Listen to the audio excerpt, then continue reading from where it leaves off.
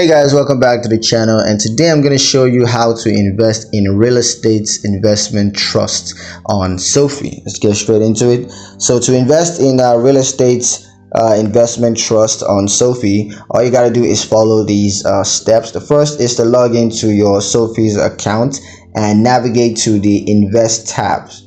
Now you're going to select the REITs from the drop down menu and browse Sofi's selection of REITs. Next, you're going to choose one that aligns with your investment goals and your risk tolerance, and then you want to set your investment amount and confirm your investment. Now once that's done, Sofi is going to automatically invest your funds into that selected REIT. So yeah, that's pretty much it on how to invest in real estate investment trust on Sofi. I hope you guys liked the video. Hope you found the information useful enough. If you did, like the video, comment down below, let me know what you thought. Share the video with your friends and subscribe to the channel if you haven't done so already, and I will see you guys in the next one. Peace.